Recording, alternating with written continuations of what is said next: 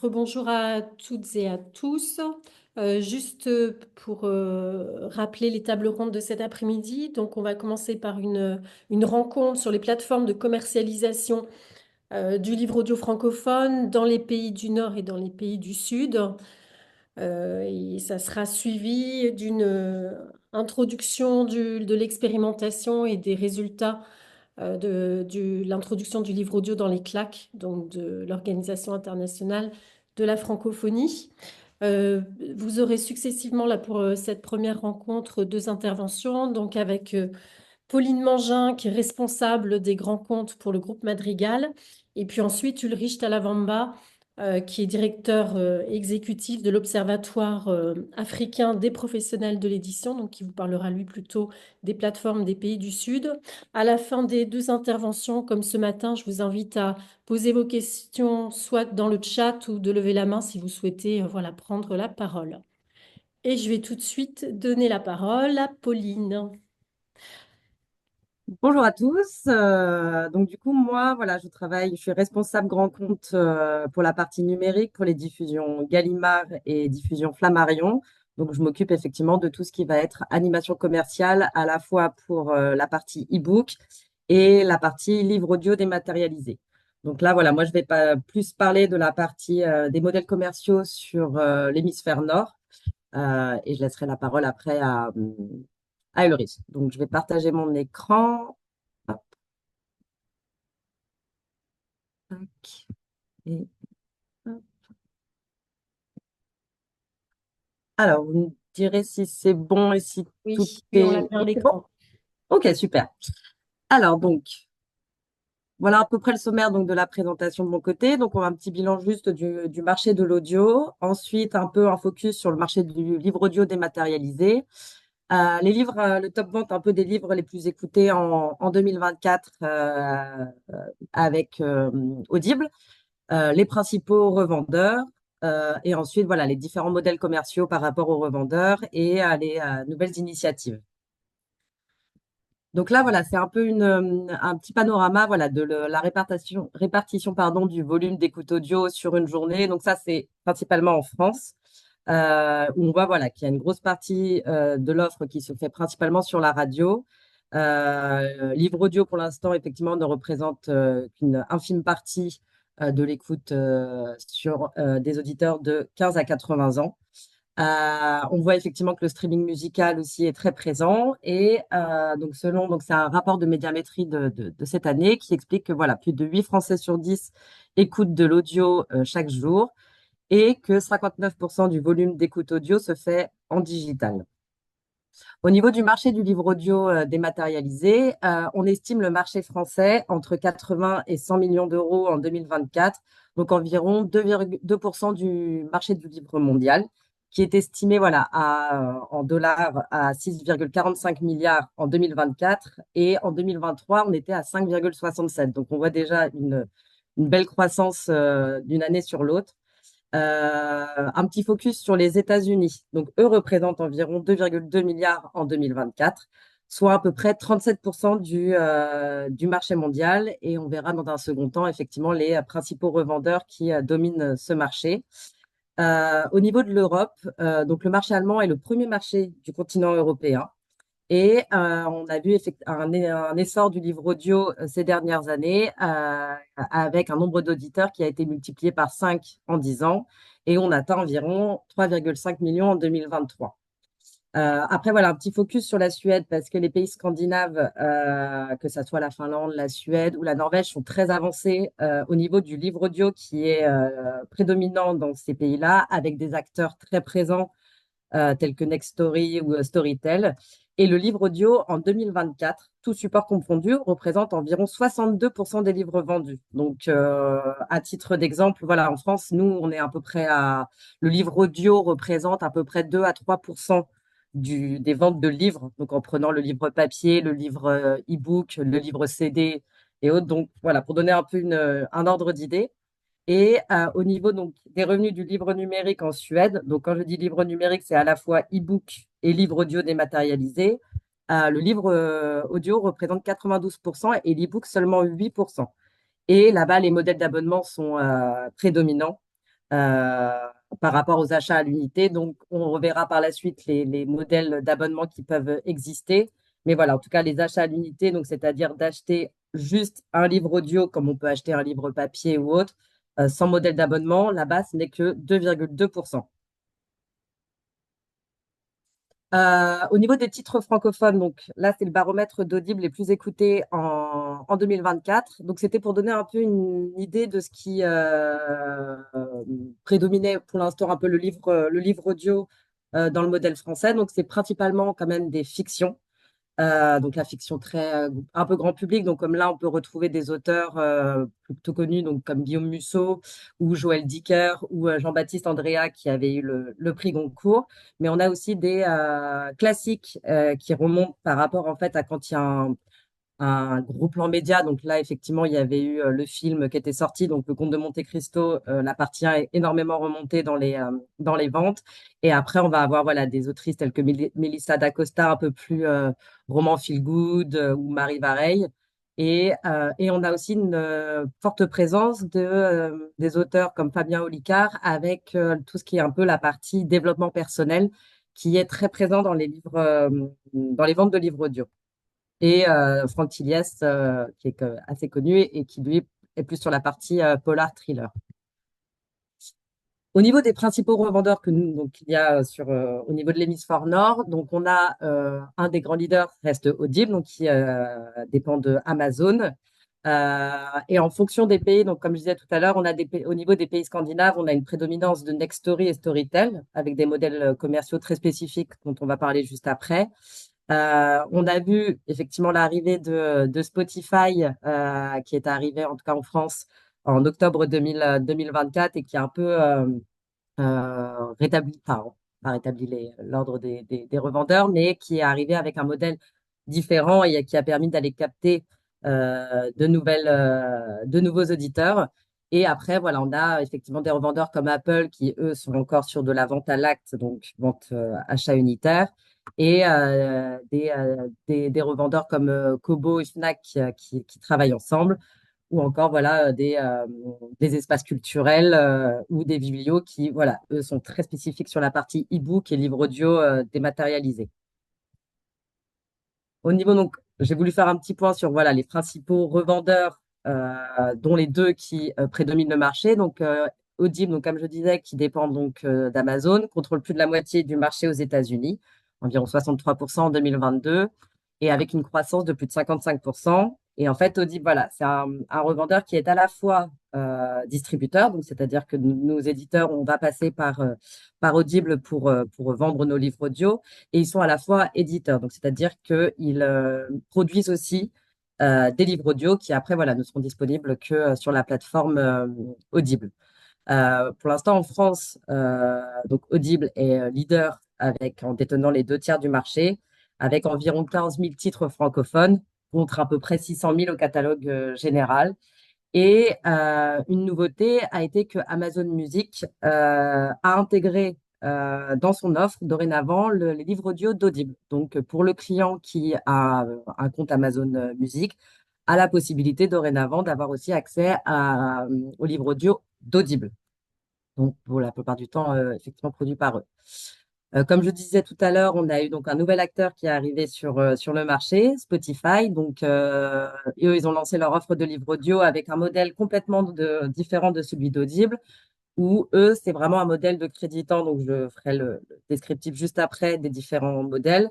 Mais voilà, où en fait, un abonné à Spotify a la possibilité dorénavant d'écouter 12 heures de livres audio avec son compte par mois et la possibilité par la suite d'acheter plus si nécessaire.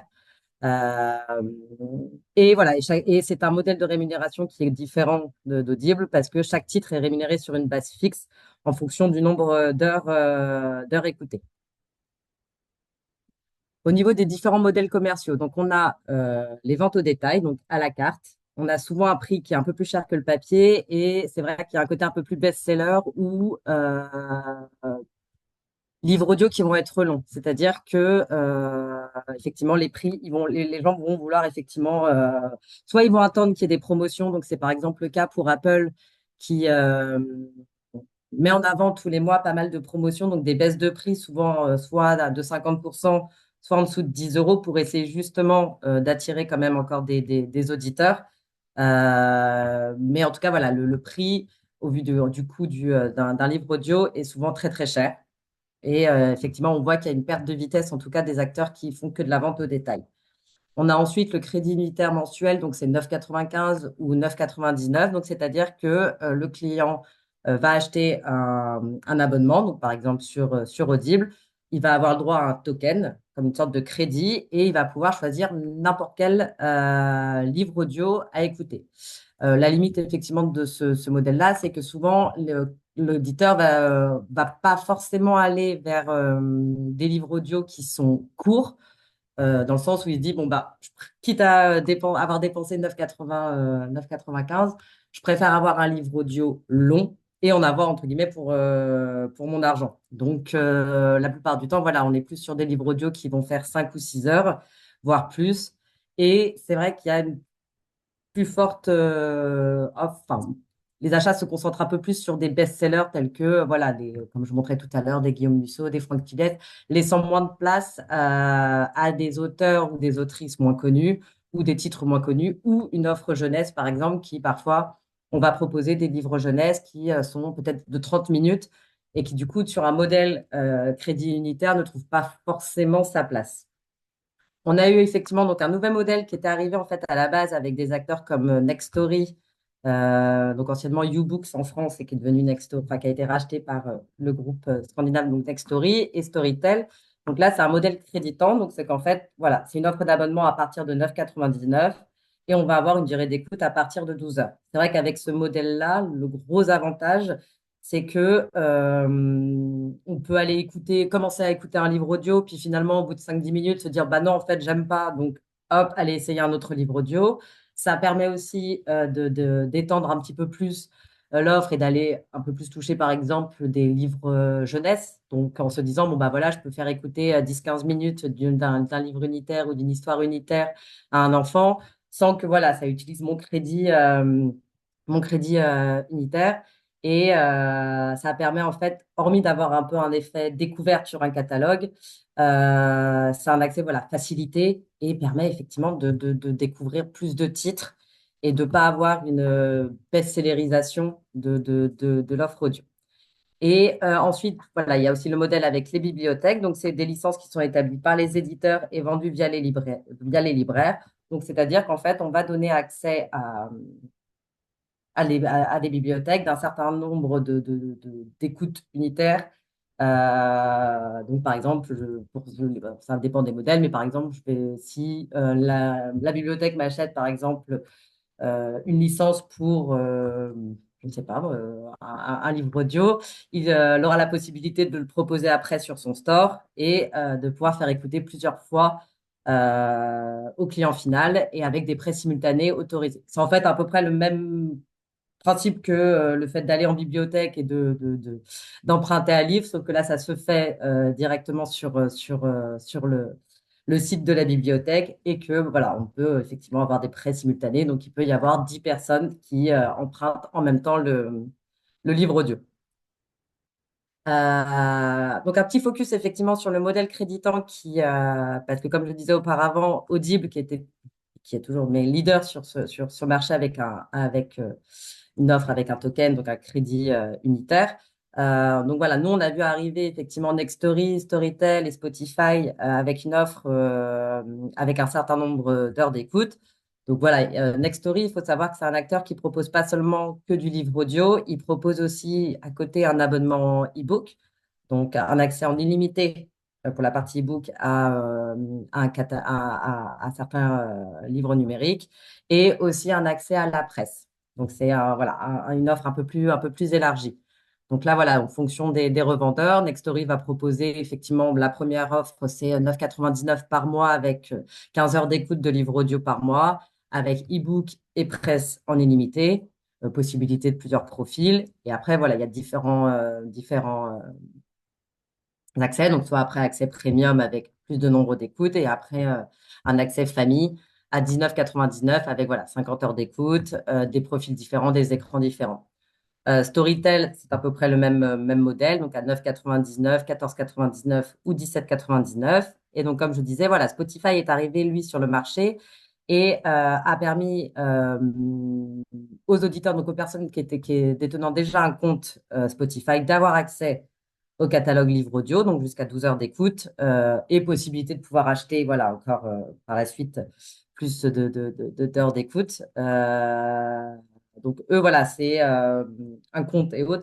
Par contre, voilà, bon, pour l'instant, l'offre famille n'y est pas. Donc, c'est-à-dire que c'est le détenteur du compte Spotify qui a le droit d'avoir accès au livre audio. Mais si, par exemple, c'est une autre personne de ce compte-là qui veut essayer d'écouter, pour l'instant, ils ne peuvent pas. Et ils proposent, voilà, effectivement, différents abonnements avec duo, famille, et voilà, accessible sur son smartphone ou ordinateur. Au niveau des nouvelles initiatives, un peu plus ouvertes parce que nous, on analyse énormément toute la partie audio et comme Charles-André a pu parler effectivement ce matin avec l'enceinte Prose, voilà, il y a des nouvelles initiatives qui permettent en fait d'ouvrir un peu plus le marché, surtout sur le marché audio et dès le plus jeune âge. Donc, dans les nouvelles initiatives qui ont été lancées, voilà, donc il y a les boîtes à histoire avec comme cœur de cible des enfants à partir de 3 ans. Donc là-dedans, voilà, il y a l'Uni, il y a pas énormément d'acteurs qui se sont lancés là-dessus avec des compteuses à partir de 65 euros et des packs d'histoire. Donc, ça permet en fait déjà de commencer en fait à essayer de toucher, de cibler un peu plus un public plus jeune et de les habituer à ce style d'écoute. Et on se dit effectivement que grâce à ces boîtes à histoire, c'est des clients pour de livres audio pour la suite. Il y a effectivement aussi des applications dédiées, plateformes chaînes. Donc, par exemple, Gallimard Jeunesse avait lancé sa chaîne YouTube avec la possibilité de pouvoir écouter des petites histoires, donc de 3 à 10 ans, avec des accès illimités aussi et des offres promotionnelles régulières. Il y a eu aussi très très récemment Bayard qui s'est associé avec d'autres éditeurs, dont Gallimard Jeunesse, en relançant effectivement son application Bayam, avec voilà, la possibilité aussi de pouvoir écouter des histoires pour les plus petits. Et après, voilà, on a aussi des acteurs qui essayent un peu de revoir un peu leur modèle économique avec des offres couplées telles que des offres read and listen, un peu comme ce que propose Nextory, en ayant voilà, la possibilité de pouvoir écouter un certain nombre de livres audio, enfin une certaine durée de livres audio et un accès en illimité à l'e-book. Pour l'instant, nous, il n'y a pas de modèle d'illimité sur la partie audio. Les éditeurs ne veulent pas se lancer là-dedans. Donc voilà, pour l'instant, les différents modèles, c'est voilà, achat à l'acte, créditant. Et voilà, après, voilà, il y a des initiatives qui sont lancées en essayant voilà, de combiner la partie e-book et audio. Mais en tout cas, nous, on observe énormément ce qui se passe aux États-Unis et aussi sur le marché européen parce qu'on voit effectivement des nouvelles initiatives qui sont lancées avec un autre exemple, Audible qui a lancé Audible Plus, où là, par exemple, c'est un accès illimité, mais qu'avec des titres produits par Audible. Donc, en tout cas, voilà, pour l'instant, nous, l'offre illimitée, non, on n'y va pas, mais en tout cas, on observe énormément ce qui se passe ailleurs. Donc voilà. Donc là, c'était moi, là, ma partie sur tout ce qui était les modèles commerciaux sur hémisphère nord. Et je vais laisser hop, la parole hop, mince, Alors, à Ulrich. merci beaucoup, Pauline. Si vous voulez bien, on garde les questions pour la fin des deux présentations. Euh, Ulrich, je te laisse peut-être déjà te présenter, puis je partagerai à l'écran ton document. Donc, Ulrich Talavamba, hein, qu'on a l'habitude maintenant de recevoir pour les rencontres francophones du livre audio, donc qui est directeur de l'OAPE et qui œuvre beaucoup pour la mise en lumière du livre audio en Afrique. Je te donne tout de suite la parole, Ulrich. Bonjour, merci beaucoup, merci Pauline, merci Cécile, bonjour à tous et à toutes. Je suis très ravi de vous retrouver cet après-midi selon votre position géographique pour cette autre rencontre du livre audio. Mais écoutez, je suis Rich Talawamba, je suis camerounais, je suis écrivain, je suis éditeur, je suis professionnel d'édition, Je dirige l'Observatoire africain de la promotion de l'édition. Je dirige également les éditions Kumamba, le plus grand éditeur de livres jeunesse et de bande dessinée d'Afrique centrale. Principalement cela. Je fais autre chose, mais vraiment, mon cœur de métier, c'est celui-là. Donc, je vais vraiment sans tarder, Cécile, si tu me permets de partager euh, la cartographie. J'ai trouvé que c'était plus simple, hein, vraiment, de vous présenter directement la cartographie. Ça vous permettra d'avoir une vue globale des initiatives qui se déroulent en ce moment sur le continent africain. On travaille sur cette étude depuis 2 ans. On a publié les résultats il y a quelques mois déjà dans le magazine Publishers on Books, une publication de l'Observatoire africain de l'édition. Je ne sais pas si vous voyez, parce que moi, je ne vois pas la cartographie. Si on le voit bien, Ulrich. Ah, ok, bon, si vous voyez, c'est tant mieux. Moi, je ne vois pas. Donc, ce que vous voyez donc à l'écran, vous remarquerez qu'il y a beaucoup d'espace euh, avec les données non disponibles. Donc, sur la cartographie que vous avez devant vous, il y a quelques initiatives qui sont assez intéressantes. Nous suivons en fait l'industrie du livre audio sur le continent africain depuis 6 à 7 ans, puisque la première étude réelle sur le sujet a été menée par l'OAPE en partenariat avec RFI.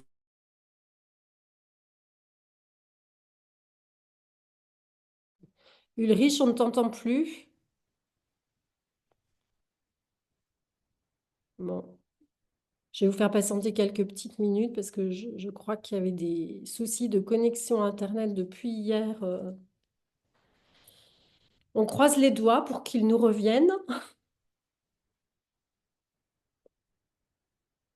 Peut-être en attendant que qu'Ulrich revienne, j'avais vu une question voilà, qui était posée suite à l'intervention de Pauline. Est-ce que les contenus des boîtes à histoire sont techniquement des livres audio au sens fiscal et réglementaire? Alors oui et non. C'est-à-dire que si on prend effectivement juste si on prend juste le contenu en soi, oui, parce que effectivement ce sont des accords qui sont passés entre les différents acteurs avec les boîtes à histoire et les éditeurs. Donc effectivement ce sont comme des sortes de licences. Donc sur ce point-là, oui, ce sont des livres audio au sens fiscal et réglementaire. Et en plus de ça, voilà, ce sont des titres que nous on propose. Après, si on prend la boîte à histoire dans son ensemble et le livre audio, s'il y a des offres qui sont faites ou autres, c'est un peu plus compliqué. Mais en tout cas, moi, de mon côté, je considère que ce sont des livres audio avec voilà, des licences, comme des formes de licences qui sont vendues. Si vous avez d'autres questions sur la présentation de Pauline, on va les prendre du coup tout de suite maintenant avant que voilà que le riche nous rejoigne en espérant qu'il va y arriver. Non, pas pour le moment. Bah, je vous fais patienter un petit peu. Je suis en train de voir avec lui s'il arrive à se reconnecter.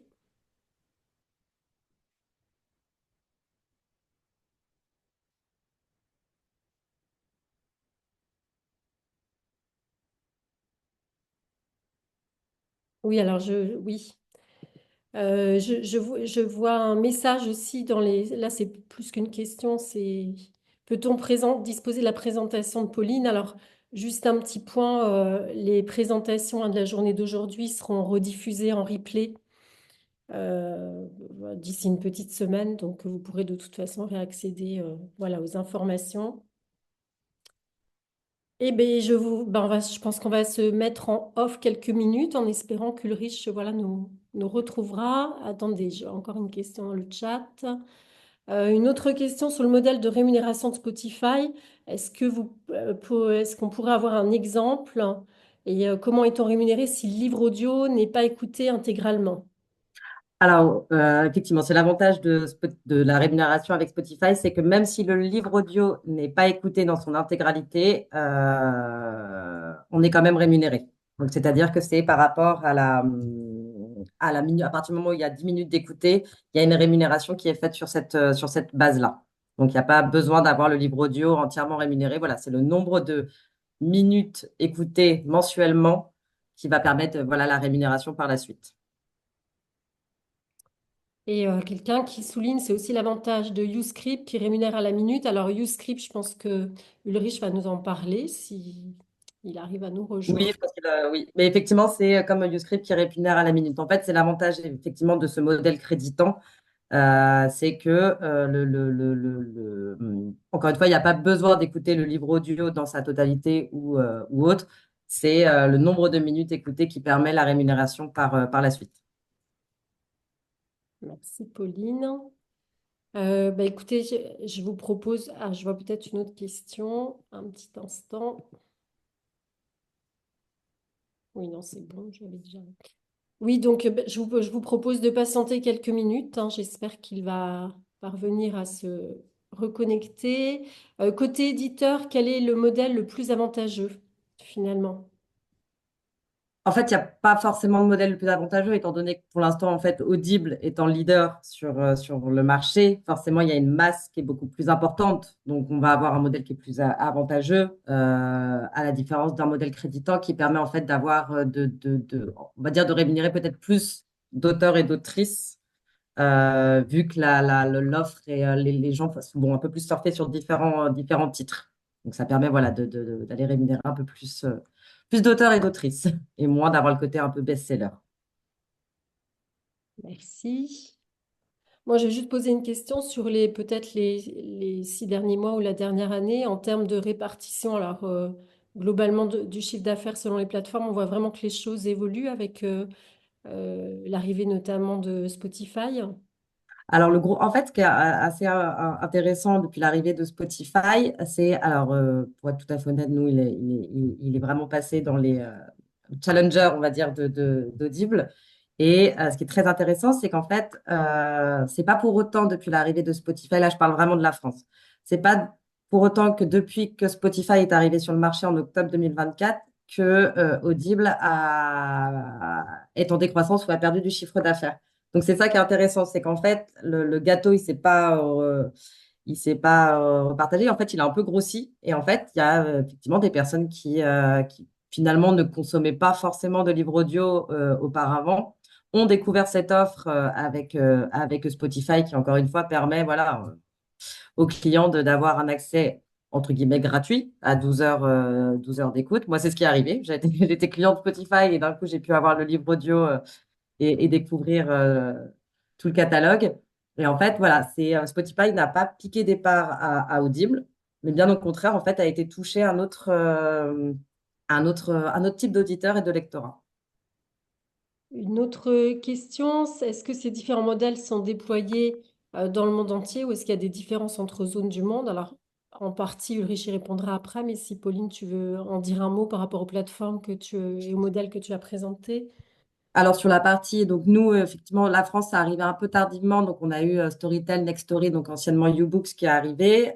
Mais en tout cas, voilà, nous, on a connu le modèle créditant qui arrivait des modèles scandinaves, enfin des pays scandinaves, pardon.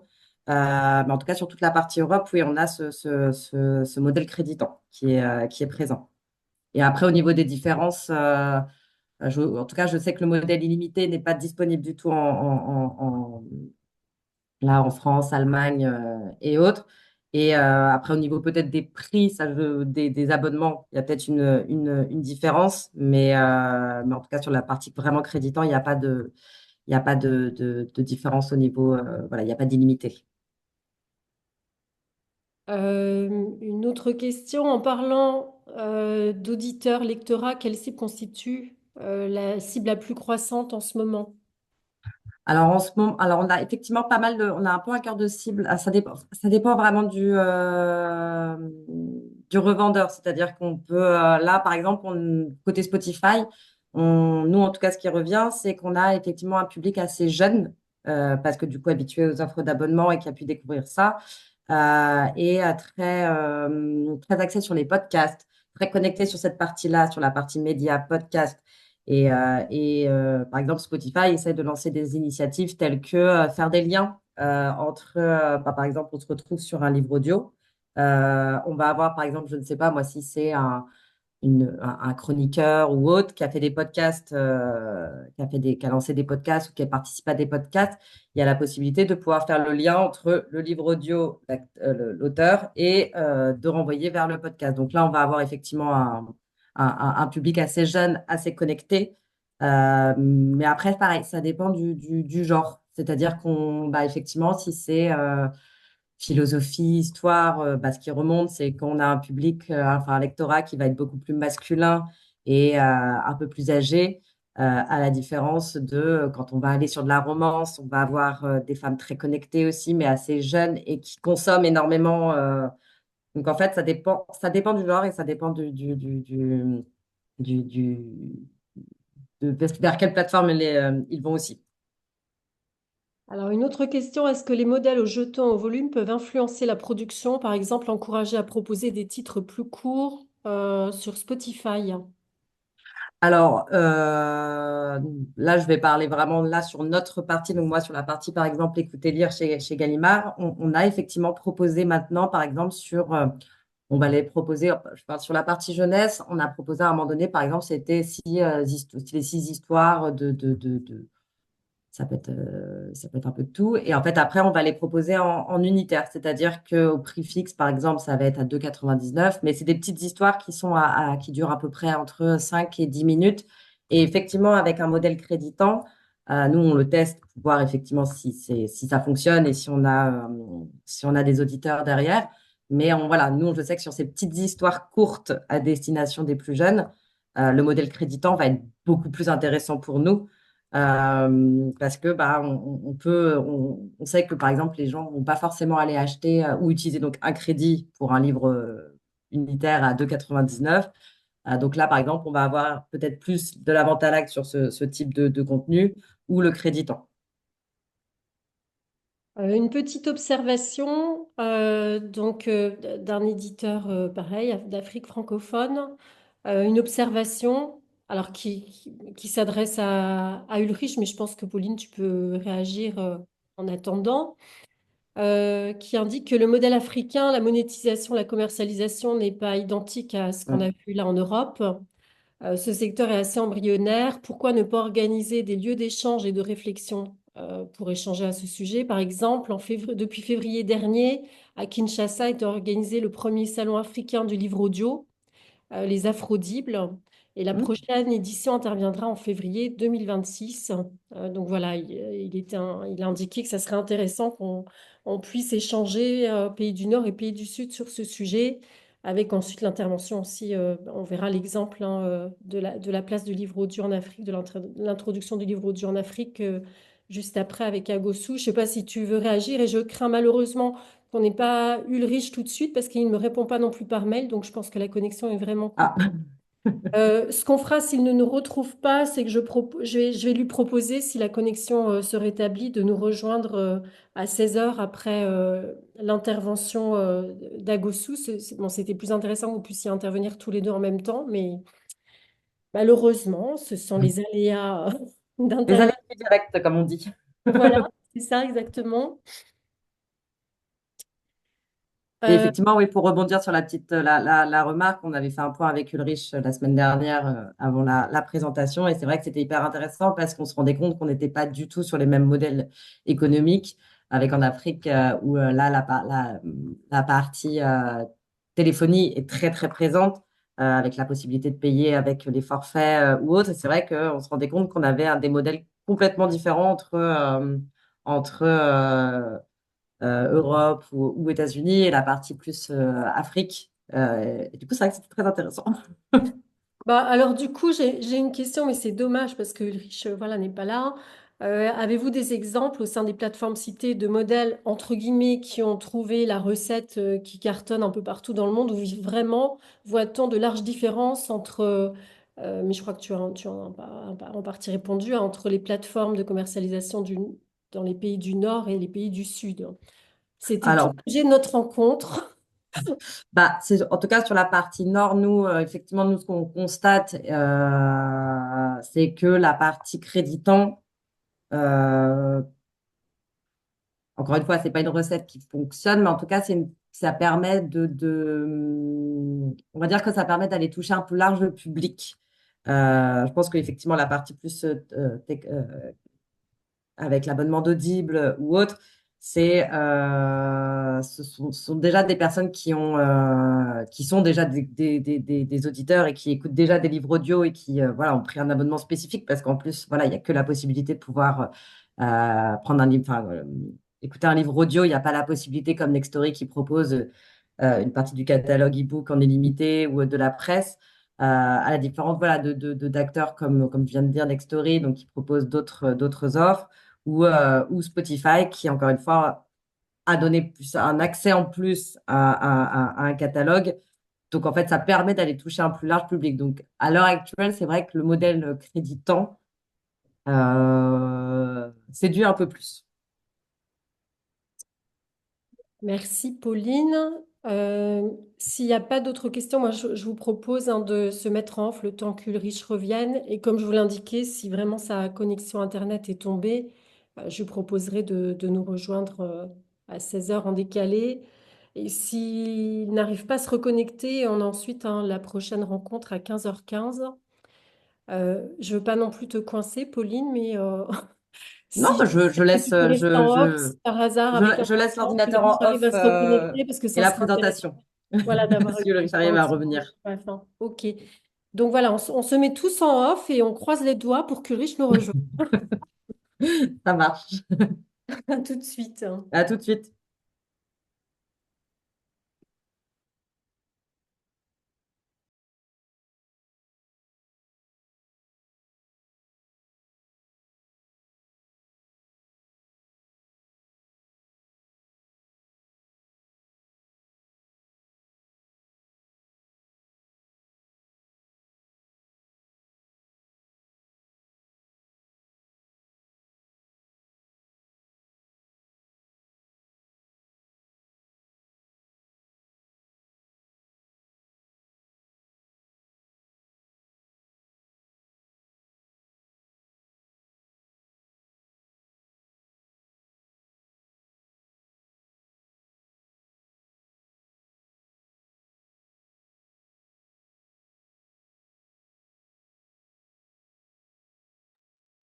Alors, Ulrich, est-ce que tu nous entends?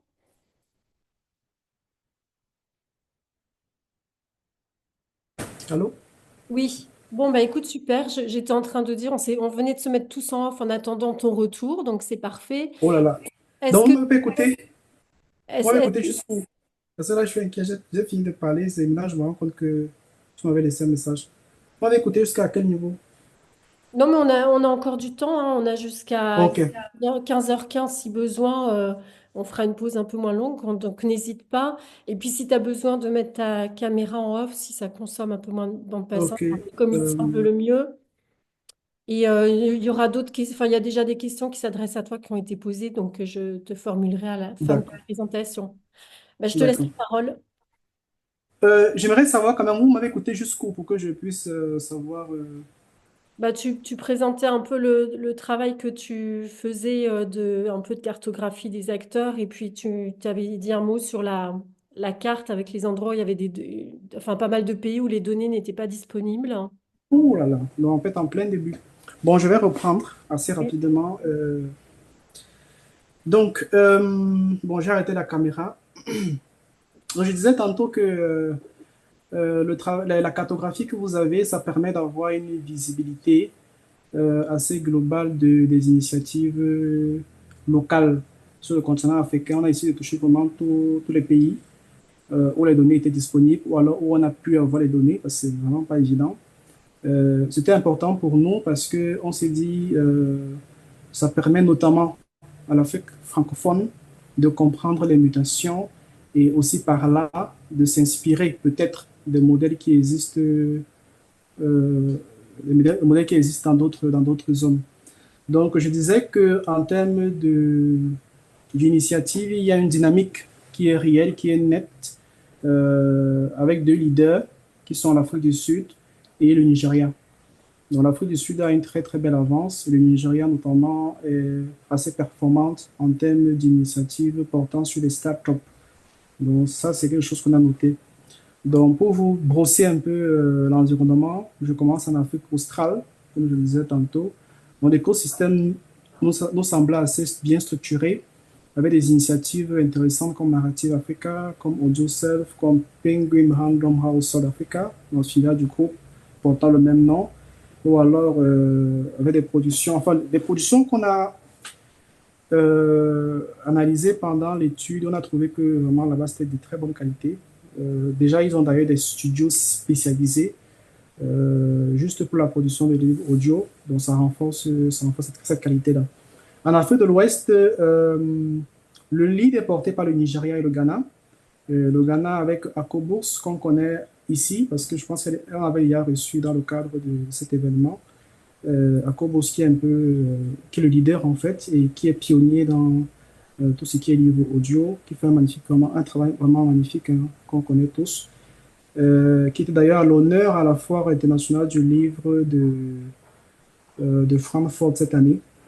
En Afrique francophone, bon, il y a Akobus au Ghana, il y a Poblis au Nigeria, qui fait aussi un beau boulot.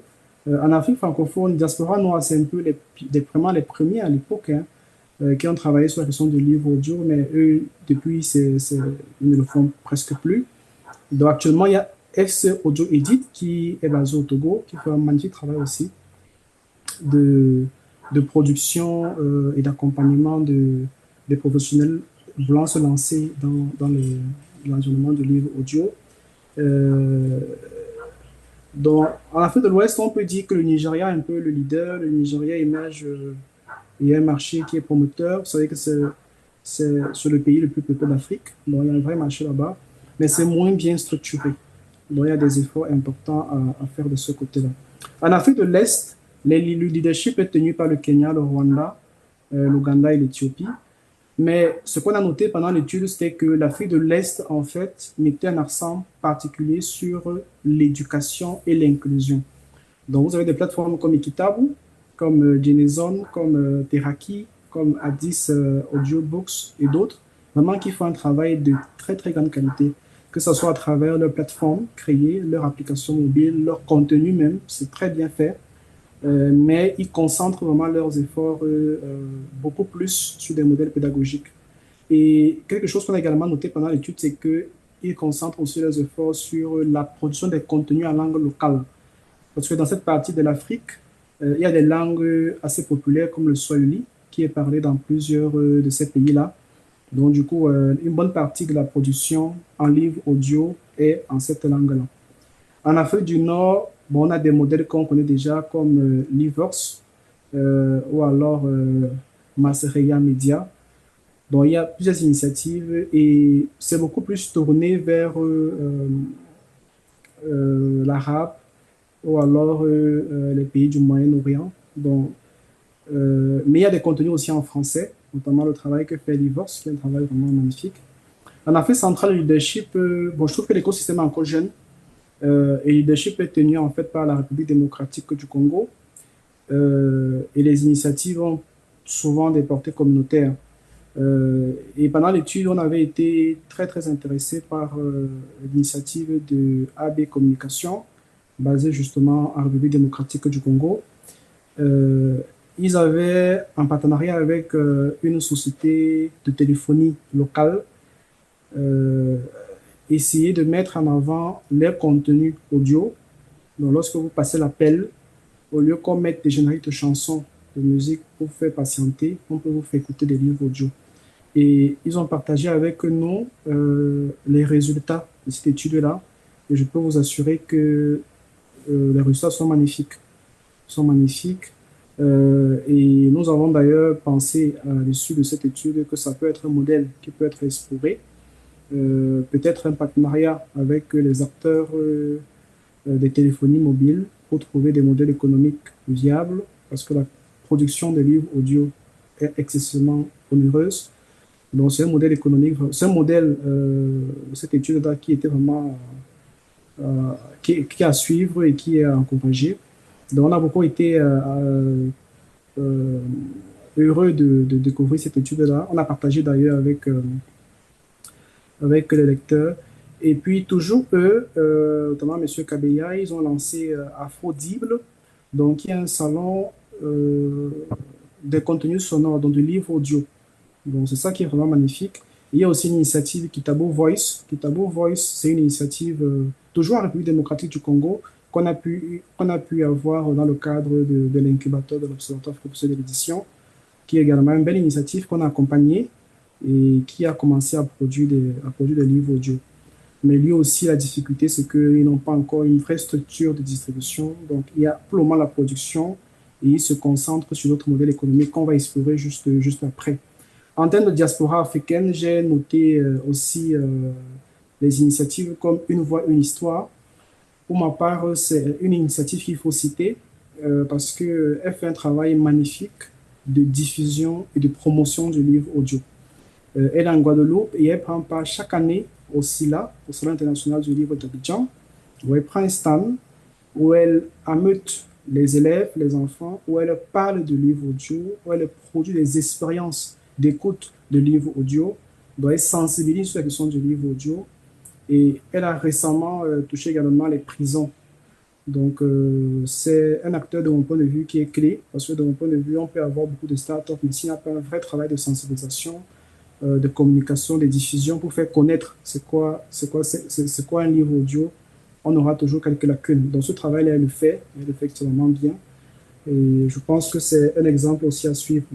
Je tiens à préciser qu'il y a aussi FC Audio Edit qui fait aussi ce travail-là depuis quelques temps dans les salons du livre auxquels l'entreprise en startup prend part. Donc, c'est vraiment, pour moi, c'est important de ne pas seulement produire, mais vraiment d'avoir une stratégie également de communication, une stratégie de diffusion globale, en fait, concernant ces produits-là. Maintenant, en termes de typologie des acteurs, bon, vous avez le document devant vous, on a des studios spécialisés, on a les zones d'édition traditionnelles, comme Jonathan Ball Publishers en Afrique du Sud, comme Édition Jeune Malgache, à Madagascar. Bon, Édition Jeune Malgache à Madagascar est un exemple intéressant pour nous parce que elle a décidé de cibler les hôpitaux, les centres de santé. Donc, vous voyez, à chaque fois, en fait, sur le continent, les initiatives n'ont pas un caractère purement commercial, la plupart du temps. Donc, parfois, il y a un caractère humanitaire, un caractère sensibilisation, caractère, bref, ou alors communautaire, donc, ou alors d'éducation de façon globale, pour ce cas-là.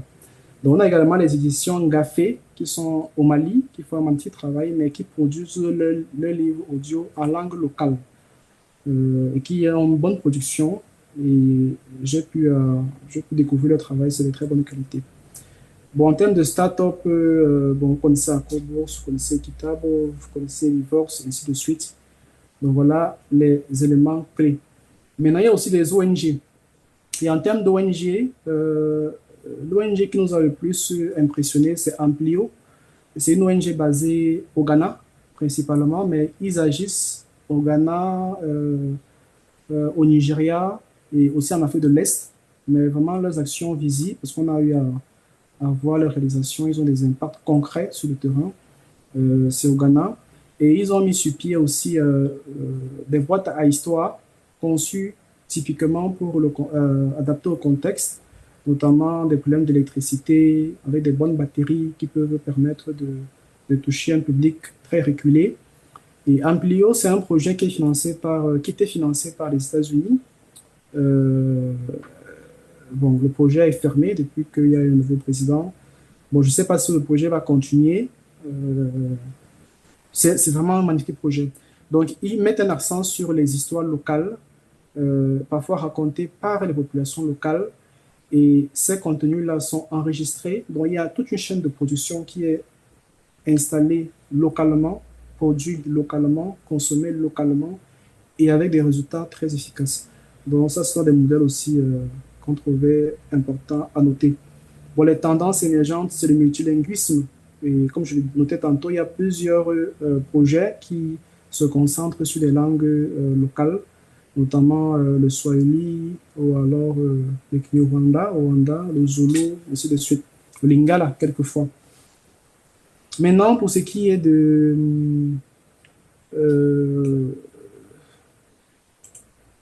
des modèles économiques, je pense que ça c'est le plus important. Comment est-ce que ces structures-là continuent d'émerger? Quels sont les modèles économiques qu'on a pu identifier? Ce n'était pas évident du tout, je vous assure. Mais on a pu ressortir quatre principaux modèles économiques. Le premier, c'est tout simplement, je ne sais pas si on peut vraiment considérer ça, vraiment, c'est parfois de la gratuité ou de la subvention. Donc, il y a beaucoup d'initiatives en rapport avec le livre audio sur le continent qui sont en fait subventionnées, soit par des organismes internationaux, soit par des institutions, soit par d'autres ONG plus puissantes. et qui financent la production des contenus audio et parfois à caractère communautaire ou alors éducatif, enfin, caractère éducatif et autres. Donc ça, c'est le premier modèle qu'on a noté sur le terrain. Deuxième modèle, c'est par abonnement et par achat limité. Donc il y a sur le continent africain, c'est un startup qui continue à utiliser le modèle CD, même si c'est de moins en moins en vue. Mais d'autres ont essayé aussi désormais le modèle de clé USB. Donc vous achetez le livre audio et puis on vous remet le livre audio dans une clé USB. Vous pouvez lire. Euh, Bon, il y a ces initiatives-là. Et puis, il y a la plupart d'ailleurs décident de construire leur propre plateforme. Donc, vous allez voir que ces startups-là parfois développent également une application qui va supporter qui va contenir tout leur catalogue. Et maintenant, il y a des abonnements. Vous pouvez consommer ces livres-là. Et parfois, les modèles de paiement sont adaptés au contexte africain, notamment en intégrant le mobile money, comme c'est ça qui est assez populaire sur le continent. Et il y a aussi d'autres, la distribution via les plateformes globales que Pauline a cité précédemment. C'est notamment le gros travail que fait Publisher, qui produit, qui fait un magnifique travail, mais qui a décidé de surtout diffuser sur les plateformes internationales. On a noté également qu'il y avait des productions à la demande. Ça, c'était un peu une surprise pour nous. Donc, il y a des startups qui sont créées et qui construisent leur modèle économique sur des commandes. Donc, si vous voulez produire des livres audio, passez par eux. S'il y a une commande de livres audio, on passe par eux. Mais vraiment, ils n'ont pas, ils n'ont pas une ligne directrice éditoriale claire, comme par exemple une maison d'édition de livres audio. Donc ça, c'est aussi un modèle économique qui existe. Et l'un d'entre eux, pendant l'étude, nous a dit que bon, c'est un modèle qui, de son point de vue, peut prospérer. Et d'ailleurs, il trouvait des investissements dans ce sens-là. Bon, on verra jusqu'où ça nous mènera. Ayant dit tout cela, en citant des exemples de mon point de vue à suivre, il y a aussi des bémols. Pour moi, c'était important de revenir dessus, notamment Book Big en Afrique du Sud. C'est un modèle c'est une plateforme que je suivais particulièrement, qui avait été lancée et qui promouvait beaucoup les auteurs auto-édités. Bon, malheureusement, ils cherchaient à atteindre une audience internationale. Bon, ça n'a pas été le cas, ça n'a pas marché. Todigo au Nigeria, c'est la même chose. Vous avez une belle offre, mais le modèle économique n'était pas viable. Ayok Africa en Côte d'Ivoire, même chose. Pendant la crise Covid, le projet est mort. Les éditions du Peuple qui étaient un peu les pionniers dans la production de livres audio, mais sur CD, ne publie plus de livres audio. Actuellement, il publie essentiellement des livres en version traditionnelle. Ça veut dire que le modèle économique n'est toujours pas stable. Book Vocal en Côte d'Ivoire, c'est la même chose. Donc pour moi, en fait, le défi à relever reste de trouver un modèle économique durable, au-delà des subventions ponctuelles que les uns et les autres peuvent accorder à une start-up ou deux par-ci par-là. Il faut accroître également la qualité technique avec des studios professionnels. Bon, il y a déjà des initiatives dans ce sens, notamment FC Audio Edit qui a son propre studio. Donc ça renforce un certain nombre de choses, ainsi que AcoBox et d'autres acteurs en Afrique du Sud. Donc, répondre également à la fragmentation linguistique, puisque parfois dans certains pays, on peut avoir énormément de langues et il faut qu'on touche le plus grand nombre. Dans les pays comme l'Afrique de l'Est, où il y a une langue qui est commune, et ils veulent produire en leur langue locale et que la langue est parlée dans plusieurs pays, ça passe. Mais quand il y a différents pays, différentes langues, parfois, bon, on se concentre sur les langues comme le français, l'anglais, l'arabe, quelquefois. Et l'autre point important de mon point de vue, c'est améliorer la visibilité et la reconnaissance des productions africaines sur la scène internationale. Pour moi, c'est important et c'est un travail qu'on essaie à notre niveau, au niveau de l'Europe, de faire. L'initiative de la R&D Congo, d'avoir un événement autour du livre audio, ça va participer à ça. Et, ainsi que les rencontres francophones du livre audio, qui est un joli espace qui met en avant chaque année toutes les avancées, les initiatives sur le continent. Et j'aimerais noter pour terminer le soutien l'initiative de l'Organisation internationale de la francophonie, à qui je dis merci d'ailleurs, qui a lancé en 2025 dans plusieurs centres de lecture d'animation culturelle en Afrique de l'Ouest, intégrant à chaque fois les livres audio africains dans les rayons. Donc je pense que les résultats étaient assez encourageants. Donc, ce sont des choses qu'on devrait multiplier. Et à chaque fois qu'on a l'occasion, lors des salons, lors des rencontres, des foires, de mettre en avant le livre audio. Au Cameroun, lors du Salon international du livre jeunesse avant dessiné, On a tout un espace consacré juste au livre audio et on espère que ce type d'actions vont se renouveler un peu partout. Donc voilà, grosso modo, ce que je pourrais dire concernant l'environnement économique et les initiatives autour du livre audio sur le continent africain. C'est pas tout, mais c'est essentiel quand même pour permettre d'avoir une photographie à l'instant T de ce qui se passe sur le terrain. Je vous remercie, je suis ouvert aux éventuelles questions. Merci. Alors, peut-être avant de passer aux questions, je vous ai affiché là à l'écran, juste un instant. Voilà, je vous ai affiché ce magazine à l'écran, donc qui est édité par Ulrich et où vous pouvez retrouver toute l'étude sur l'état des lieux de la filière du livre audio. Euh, Ulrich, on pourra peut-être partager, je ne sais pas s'il y a un lien direct, s'il y a une version numérique, tu pourras peut-être en dire un mot pour ceux que ça Oui, oui, intéresserait. Et on va tout de suite d'accord. prendre les questions et puis on vous fera parvenir hein, effectivement le lien. Alors, juste un petit instant. Donc, il y a Naïma qui avait voilà, demandé à prendre la parole. Donc, je vous laisse vous exprimer. Il faut juste que vous activiez votre micro.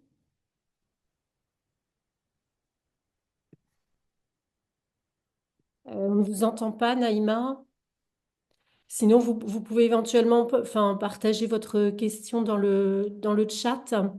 Et je vais poser d'ores et déjà les autres questions en attendant que vous puissiez activer votre son. Oui, dans les questions, Ulrich, pourrait-on en savoir plus sur le modèle de téléphonie plus message d'attente en livre audio avec l'étude dont tu as parlé? Oui, c'est une initiative qui a été portée par Freddy Kabeya en République démocratique du Congo avec son entreprise AB Communication. Donc, ils ont trouvé un partenariat avec une compagnie de téléphonie mobile locale pour que, vous savez, quand on appelle, généralement ici, quand vous appelez, vous avez en attente parfois la musique. Et puis, on s'est dit, enfin, je pense que c'est ce qu'ils se sont dit, et puis on s'est posé une question au Cameroun aussi avec quelques acteurs. Pourquoi, pendant l'attente, on ne pourrait pas mettre des livres, des histoires, des contenus audio, tout simplement. De bonne qualité, bien sûr, mais des contenus audio. Que ce soit le théâtre, que ce soit nos histoires, que ce soit des poèmes, enfin, ça peut se faire. Donc, ils ont travaillé. Cette étude-là a permis d'avoir des données sur quelques mois et les résultats sont très détaillés. C'est ça que j'ai apprécié beaucoup. Parce qu'on n'a pas beaucoup de. Lorsqu'on travaille sur ces sujets-là, parfois c'est compliqué, parce qu'on n'a pas beaucoup de données. Et même parfois, quand vous contactez les startups, bon, elles sont parfois frileuses pour partager, notamment en termes de chiffre d'affaires, en termes de tendance, pour comprendre bien. Parce que c'est difficile de faire ce travail sans, enfin, d'avoir une perspective globale sans avoir les données, sans savoir si on avance ou on recule. Donc, eux, avec ce travail-là, on a vraiment quelque chose de très précis, de très détaillé. Et ça, vraiment, c'est à féliciter et à encourager. Et ça permet, en fait, d'avoir, ils ont touché un très, très grand nombre, des milliers de personnes. Et on se demandait justement, pendant l'étude, en se disant, est-ce qu'il n'y a pas des modèles, est-ce qu'il n'y a pas des passerelles à trouver avec ces acteurs-là de téléphonie pour que ces contenus, parce que quand vous mettez de la musique en attente, vous payez. Donc, quand vous écoutez, par exemple, quand vous appelez quelqu'un ici et qu'il y a la musique d'un artiste qui est jouée, l'auteur de la musique est rétribué. Donc, pourquoi est-ce qu'on ne pourrait pas trouver un modèle pareil pour les livres audio? Donc, ça pourrait permettre d'avoir quelques fonds, surtout que la production de livres audio nécessite des fonds exorbitants. Donc, c'est principalement cela. Et maintenant, si vous voulez le quota, je pourrais partager avec vous le quota de Freddy Kabea. Je ne sais pas s'il est avec. Il est en ligne, mais effectivement, Ah, je pense que voilà. il est Donc, vous intervenu tout à pourrez. l'heure hein, sur le Ouais. salon qu'il a initié Ah, voilà, voilà, de super. livres Voilà. audio. Donc, c'est voilà. Donc, voilà. Donc, vous pourrez, n'est-ce pas, lui poser des questions en détail. Mais franchement, j'ai trouvé que c'est quelque chose d'intéressant qui peut être fait et qui peut permettre d'avoir quelques sous dans l'environnement local. Merci. Là, je pense que c'est une question hein, qui s'adresse et à Pauline et à Ulrich sur le rôle de YouScribe aussi, je pense, enfin, notamment dans les pays du Sud, s'agissant de la commercialisation du livre audio. Quelle place aujourd'hui occupe aussi YouScribe? En fait, je vais commencer. Bon, YouScribe, pour moi, est vraiment le leader, hein, le leader en termes de part de marché, qui ont une très belle stratégie. Puisque YouScript nous a fait savoir pendant l'étude qu'ils avaient à peu près 100 000 audiolecteurs, c'est beaucoup. Euh, donc, bon, dans l'étude, on a mis en avant surtout les initiatives Made in Africa pour comprendre un peu comment les dynamiques se créaient, se construisaient directement sur le continent africain. Mais en termes de part de marché, en termes de stratégie de visibilité, en termes de... la dernière fois, il disait qu'il devait travailler aussi pour la production, parce que c'est pas évident. Parfois, il y a des livres, mais il faut produire. Il y avait eu un débat d'ailleurs lors des dernières rencontres organisées par le BIEF à Paris sur est-ce qu'on doit utiliser l'intelligence artificielle pour y aller ou pas. Mais ça, c'est un sujet qui revient souvent. Donc, je pense en tout cas en termes de part de marché, en termes de visibilité aussi, c'est un bel espace euh, et c'est encouragé, en tout cas de mon point de vue. Peut-être Pauline et alors Ulrich, je ne sais pas si tu peux réactiver ta caméra sans risque, mais sinon vous pouvez la réactiver. Il y a une question, je pense, qui s'adresse aussi à tous les deux. Comment les plateformes de diffusion pourraient soutenir le marché africain? Et est-ce que vous avez en tête des idées de dynamique collaborative qui seraient à explorer? Bon, j'imagine que c'est moi.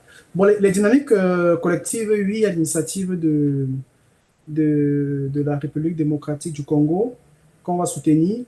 Il y a aussi le sommet afro-caribéen d'édition qu'on va lancer prochainement et qui va avoir un secteur particulier vraiment pour le livre audio. Et l'initiative, c'est pour mettre en avant les... Il y a déjà cette étude ici, parce que c'était pas, vraiment pas évident. Parce qu'à travers ça, au moins, on permet de savoir qui fait quoi, qui a quelle difficulté, euh, il y a eu des échecs, c'est à quel niveau, c'était quoi le problème. Donc maintenant, à travers le sommet afro-caribéen de l'édition qu'on souhaite lancer, ce sera aussi, on va toujours mettre, n'est-ce pas, un espace particulier, parce que c'est un sujet qui me touche particulièrement le livre audio, sur la question du livre audio pour fédérer davantage. Mais déjà, l'OAP a une plateforme WhatsApp qui regroupe les principaux acteurs de la chaîne du livre et puis audio aussi. Et avec Amada Tson du Ghana, elle nous a contacté récemment parce qu'elle souhaite désormais que dans le magazine Pop Chose Sambos qui est publié, qu'il y ait une chronique juste spécialisée pour le livre audio en Afrique. Donc, pour mettre en avant à chaque parution les initiatives intéressantes, les livres qui se vendent le mieux, qui se comportent le mieux sur le marché. On a besoin de ça. Et le fait qu'elle s'est proposée de le faire vraiment, c'est quelque chose de très soulageant. Comment est-ce que les plateformes de diffusion peuvent aider? Peut-être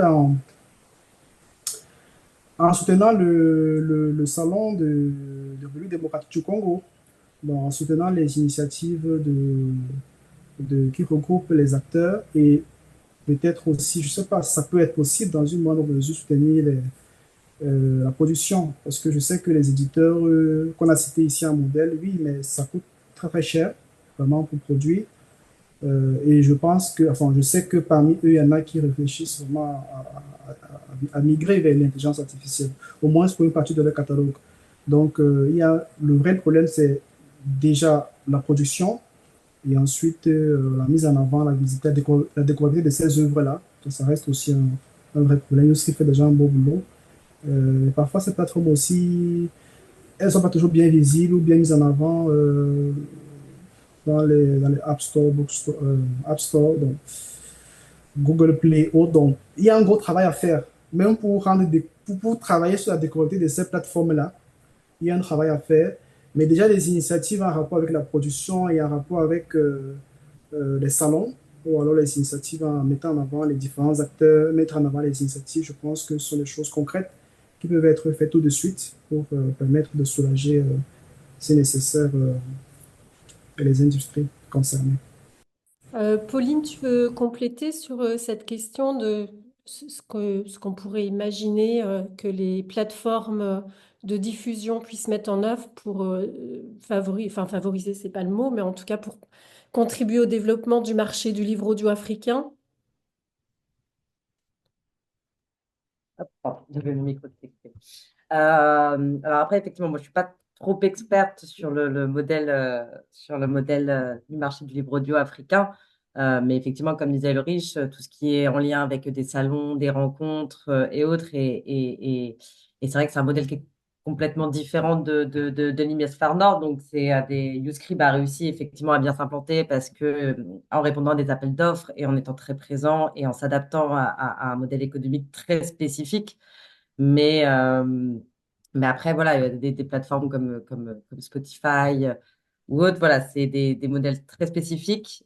Et par contre, voilà, aller à la rencontre de livres, de salons, de livres ou autres, pour rencontrer les éditeurs et autres, ça, je pense que c'est le premier pas à faire, oui. Alors, j'en profite hein, d'ailleurs pour. Je crois que Freddy Kabeya est encore présent voilà, parmi l'assistance. Il a effectivement parlé du salon africain du livre audio à Kinshasa. Et donc, nous, on espère aussi l'inviter en 2026 à participer aux rencontres francophones du livre audio, comme Ulrich le fait depuis maintenant quelques années, effectivement, pour pouvoir échanger sur ces sujets. Euh, on vous a partagé aussi le lien vers le magazine, comme vous l'aviez demandé. Est-ce qu'il y a encore des questions? Non? Bah, si ce n'est pas le cas, je vous remercie tous les deux, Pauline Ulrich, pour cette présentation synthétique qui nous donne une bonne idée du panorama des plateformes, avec, on le voit, des modèles économiques aussi qui ont évolué hein, par rapport à il y a quelques années, et puis des nouveaux acteurs voilà, en présence. Et on se retrouve dans 10 minutes pour la dernière rencontre de la journée, où on va rester sur le continent africain avec donc l'intervention d'Agossou Onfo sur les premiers retours voilà, d'expérience de l'introduction du livre audio dans les claques. Donc je vous dis à tout de suite. Encore merci Merci à tous les beaucoup. deux. Au revoir, merci. Au revoir.